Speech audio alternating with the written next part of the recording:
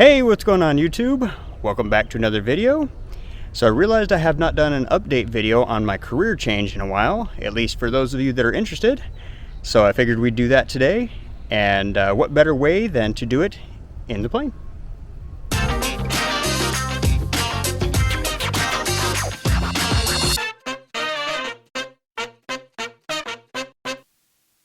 Flights were 7 Golf X-ray, runway 1, right turn departure and approved, clear for takeoff.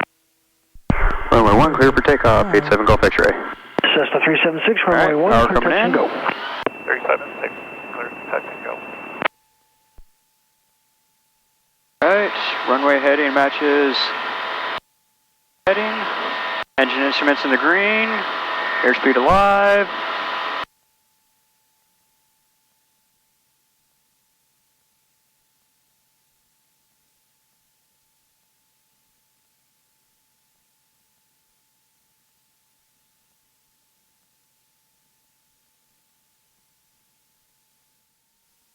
Alright, so I wanted to wait until we were in cruise here rather than climbing through a busy area of the Phoenix Valley. We're north of the valley now, so now's a good time to tell you where I'm at in my career change. So in November, I finished my flight training. I graduated from AeroGuard with all my ratings. If you're unaware, I got my private, then my instrument, my commercial single engine, then my certified flight instructor, certified flight instructor with instrument, and after my CFII, I went on to my multi-engine ratings. I got my commercial multi-engine, then I got my multi-engine instructor. It took me about 12 months to complete the program, but I did start the program with 60 flight hours. The AeroGuard program, at the time, they were advertising 10 months from 0, 8 to 10 months. It's not likely that is going to happen for much of anybody. Like I said, I finished with 12 months, and I started with 60 hours. I do recommend the program. My biggest complaint is the scheduling, but I still have positive experience with the program. You get held back at stage checks from time to time, so that's where the scheduling issues came into effect, and that's why it took me 12 months. I could have been done sooner. There was also difficulties getting scheduled with designated pilot examiners during the summer. For some reason, examiners don't want to come out to Phoenix to do check rides. Go figure. And then in December, I graduated from Embry-Riddle Aeronautical University with my Bachelor's of Science in Aeronautics. Surprisingly enough, I was able to maintain a 4.0. I'm very proud of it. I haven't been a straight A student since 2nd grade, and I was able to accomplish that just by making myself the promise that I would not take a 0 on any assignments. I would do every assignment, and whatever grade I got, I got. And just by doing that, I was able to keep and maintain a 4.0. So, unfortunately, as I was finishing flight training, my dad caught COVID, ended up in the hospital. I passed my commercial multi and was able to tell him about that. But by the time I got to my multi-engine instructor check ride, he had already lost consciousness. And then he passed away after I had passed my check ride.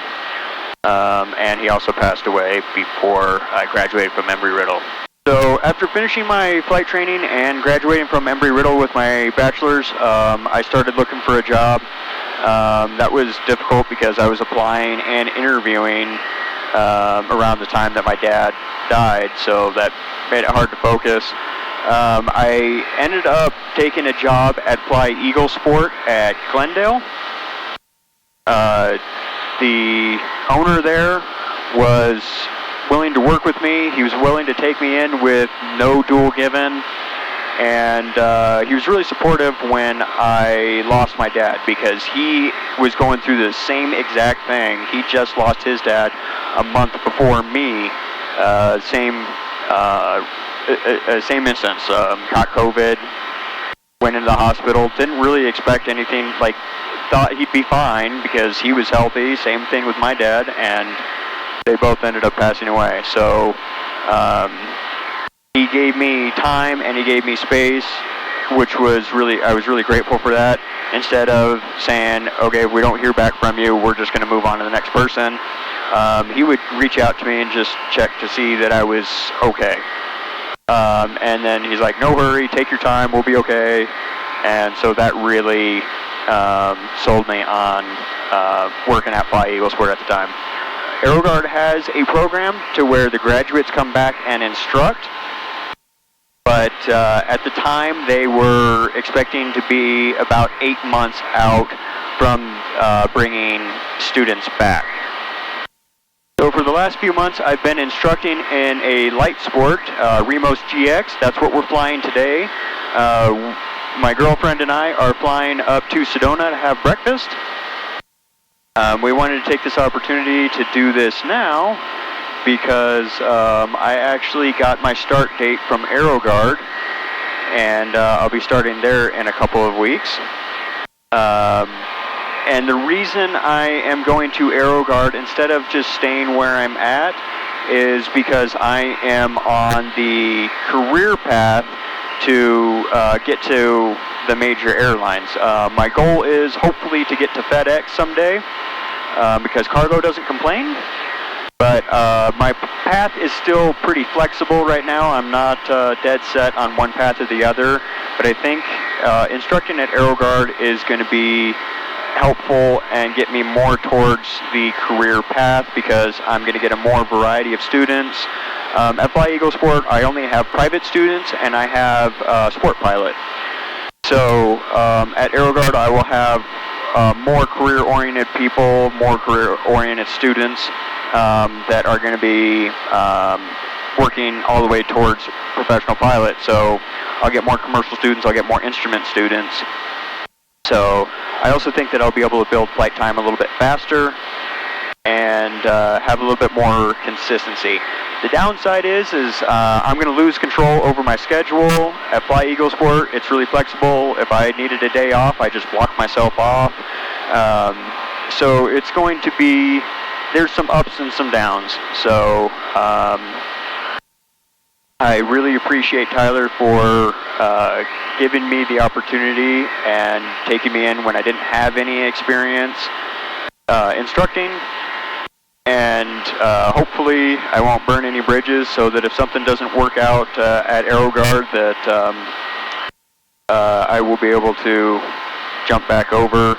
I'm going to try and transition kind of slowly because I have two students that are like right there at check ride and I don't want to bail on them and set them back. So I want to get at least them through check ride.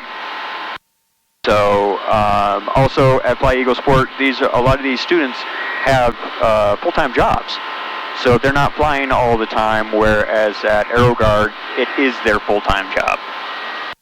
Now currently I have just over 400 total time, so just over 400 flight hours. I'm just over 100 hours of dual given. And so I still have a long ways to go.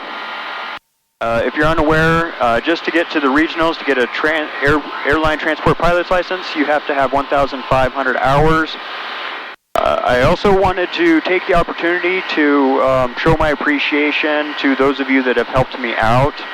I took a shot in the dark and tried a GoFundMe. I don't like asking for handouts, but there was many of you that were nice enough to help me out with that. I also have friends and family that helped me out, so I appreciate all of you that did help me out. And I also appreciate the support of the channel. Just watching my videos helps me out. So I definitely wanted to say thank you to all of you. At 28,000 feet? Yep. Okay. American Airlines. Needs to be a comma. So my girlfriend was just pointing out traffic that's crossing our path. But they're 28,000 feet above us. We're at 7,500 feet heading to Sedona. And then when we click on them, they're doing 407 knots, and our ground speed is 95 knots. Oh God. Oh God. Okay, see, me no likey that. I don't like that. It's just a few bumps. A few? Yeah, a couple bumps. Okay, I don't like them. Do we bring a barf bag with us? There might be one back there. There might be some in the door. Or you can use your headset bag. Okay, well, no, that's not cool. Now that's one of the downsides to flying a light sport. They are definitely more susceptible to winds and bumps. For a little bit of reference, this plane, empty, without people and fuel, weighs less than 700 pounds. Our max takeoff weight in this plane is 1,320 pounds. It looks really small on the outside, and on the inside it looks kind of small, but side to side, it's not that much difference from like a Cessna or an Archer, but it definitely looks smaller because there's no back seat. Over this mountain right here that's closest to us, we have Cottonwood that's just right on the other side there. If we pan over out this window, that is Prescott and Prescott Valley over that way. We got Prescott Airport in that direction. And straight ahead here, off in the distance, you can see a white-capped mountain. That is Humphreys Peak. That is Flagstaff. So you may have seen glimpses of her in videos from time to time. This is my girlfriend Chantel. We've been together for 16 and a half years. Yes. No, we do not intend on getting married. She's not worth half my stuff. You're not worth half my stuff. Yeah, that's true, because she's been paying the bills since August, so... I'm a sugar mama. So I've been lucky enough to have her, and lucky enough that she owns her own business, because if she was still working for somebody else, she wouldn't have been able to afford paying my bills. Very so true. if it weren't for, specifically if it weren't for her and her help, I definitely would not have been able to do this. So I'm especially grateful to her. And no, we don't have any kids either. So hashtag Dink Life. We have 4 dogs. They're expensive. Yeah, 4 dogs. They count as our kids. So they're home alone right now. Probably getting in all sorts of trouble. True.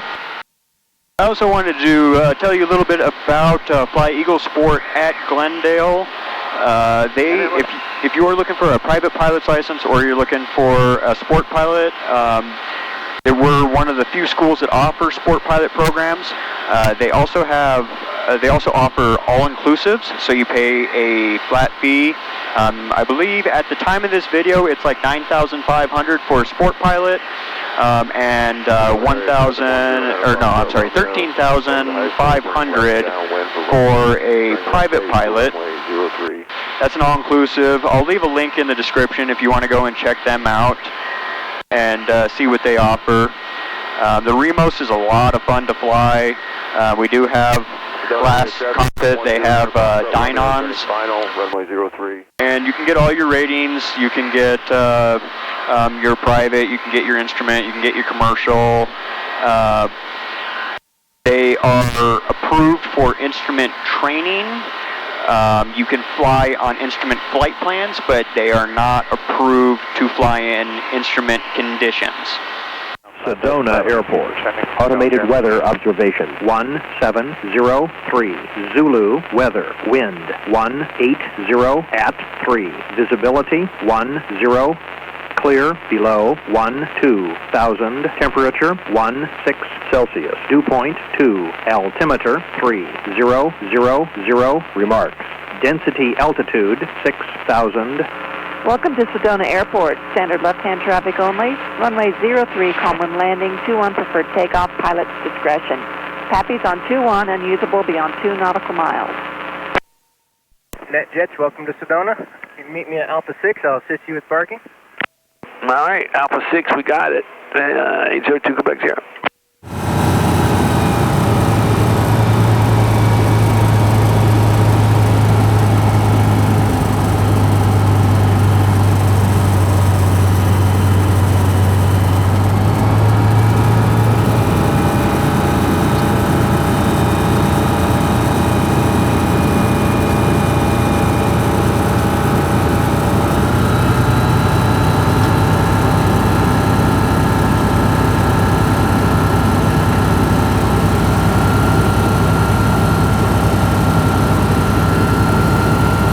And we want to be above where those guys were at so we can be above their wake turbulence.